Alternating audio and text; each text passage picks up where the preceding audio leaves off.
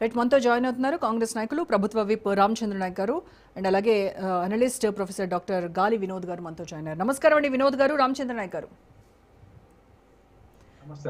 Right, Ramachandra Naik గారితో మాట్లాడదాం. రామచంద్ర నాయక్ గారు, రాహుల్ గాంధీ నిన్నటి నుంచి ఈ అంశాన్ని ఏదైతే నీట్ పేపర్ లీక్ అయినటువంటి అంశం ఏదైతే ఉందో అక్కడ సిజేపీ ప్రతినిధులు కావచ్చు, విద్యార్థులు కావచ్చు చేస్తున్నటువంటి నిరసనలను మొత్తాన్ని కూడా వ్యవహారాన్ని కాంగ్రెస్ పార్టీ ఖాతాలో వేసుకోవడానికి, ఈ మొత్తం వ్యవహారాన్ని హైజాక్ చేయడానికి చాలా ట్రై చేస్తూ ఉన్నారు.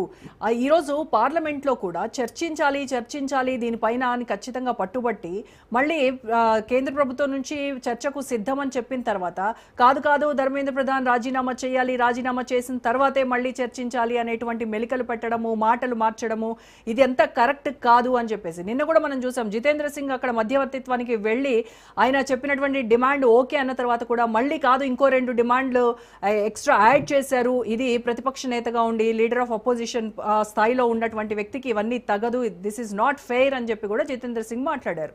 సో ఏం నడుస్తుంది ఈ వ్యవహారంలో? ముందుగా రాజ్ న్యూస్ ప్రేక్షకులకు, మరి తెలంగాణ రాష్ట్ర ప్రజలందరికీ, అదేవిధంగా ప్యానెల్లో ఉన్న స్పీకర్స్ అందరికీ నమస్కారం. దేశంలో నీట్ పరీక్ష ఫలితాలని ఇవ్వడంలో ఫలితాలు రిలీజ్ అయిన తర్వాత లీకేజ్ అయినట్టుగా మరి దేశంలో ఉన్న యువతను మానసికంగా మనోవేదనకు గురి చేసిన బీజేపీ వాళ్ళు నైతికంగా అది పేపర్ లీక్ అయిందని తెలవగానే అప్పుడే కనుక వాళ్ళు కేంద్ర ప్రభుత్వం వారి మీద చర్యలు తీసుకొని ఉంటే బాగుండేది. మరి విద్యార్థులు దాదాపుగా మరి లక్షలాది మంది విద్యార్థులు ఈరోజు మరి ఇబ్బంది పడ్డ పరిస్థితి చూసినాం.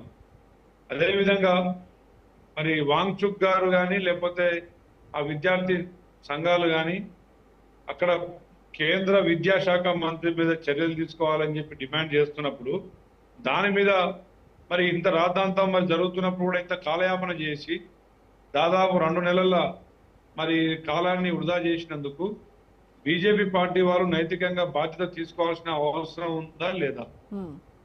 మరి ఇదంతా పక్కన పెట్టి ఇప్పుడు కాంగ్రెస్ పార్టీ విద్యార్థుల తరఫున, దేశం తరఫున ప్రతి ఇష్యూలో కాంగ్రెస్ మా నాయకులు రాహుల్ గాంధీ గారు మరి వారికి సపోర్ట్ చేసిన పరిస్థితులు ఉన్నాయి. తప్పకుండా అన్యాయం జరిగిన దాని గురించి చర్చించాలి తప్ప ఆ విద్యార్థులకు జరిగిన అన్యాయం మీద మరి చేసిన వాళ్ళ మీద ఎలాంటి కరెక్ట్. రామచంద్ర గారు, ఇప్పుడు ప్రశ్నించడాన్ని ఎవరూ తప్పు పట్టట్లేదు. ప్రశ్నించే హక్కు ఖచ్చితంగా ప్రతిపక్ష నేతకు ఉంటుంది, సూచనలు ఇచ్చేటువంటి ఇది కూడా ఉంటుంది. ఎప్పుడైతే మీరు సిజేపీ చేస్తున్నటువంటి నిరసనలకు మీరు సపోర్ట్ చేస్తామని బహిరంగంగా చెప్పారో అప్పుడు మరి వెళ్ళి నిరసన వ్యక్తం చేసేది జంతర్ మంతర్ దగ్గర కదా. అక్కడికి వెళ్ళి నిరసన వ్యక్తం చేయకుండా హై సెక్యూరిటీ జోన్ లోకి వెళ్ళి ప్రధాని నివాసం ముందు ఆ రకంగా నిరసనలు, ధర్నాలు చేయడం అనేది ఎంతవరకు కరెక్ట్? ఇప్పుడు 2 నెలల నుంచి మరి విద్యార్థులు చేస్తున్న నిరసనలు వాళ్ళకి కనబడట్లేదా?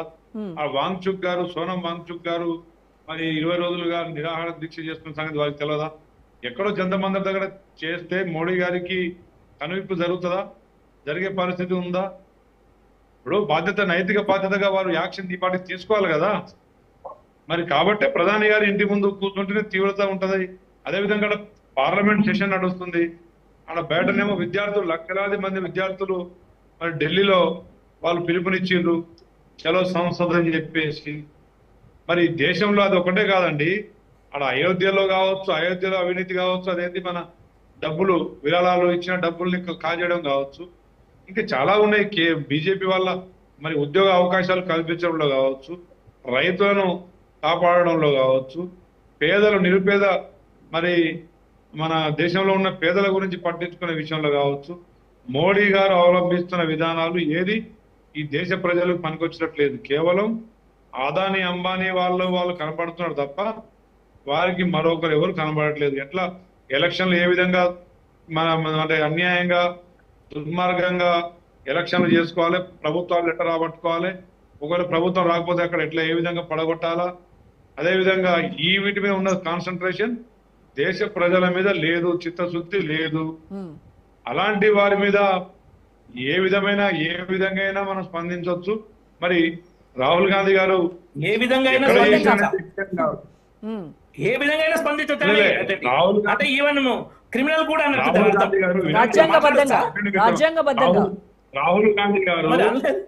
రాహుల్ గాంధీ గారు రాజ్యాంగబద్ధంగా ఇప్పుడు దాదాపు ప్రధానమంత్రి 2014 ముందు ఇంటి ముందు నుండి ధర్నా చేయడం రాజ్యాంగబద్ధం వీళ్ళు కాదా? రాజ్యాంగ విలువల్ని తొంగల కొడుతున్న ఎన్నో సందర్భాలు చూసినాం. ప్రజాస్వామ్యాన్ని అపహాస్యం చేస్తున్న సందర్భాలు చూస్తున్నాం. మోడీ గారికి ఒక మరి దేశ ప్రజలు ఒక నమ్మకంతో అధికారం ఇస్తే దాన్ని ఒక నియంత ధోరణిలోనో ఒక నిరంకుశ ధోరణిలో తీసుకెళ్లడం అనేది సబబు కాదు. నిన్న విద్యార్థుల మీద జరిగిన మరి అమానుషంగా జరిగిన దాడులు, ముందు ఆ దాడుల మీద వాళ్ళు నైతిక బాధ్యతగా విద్యార్థులకు క్షమాపణ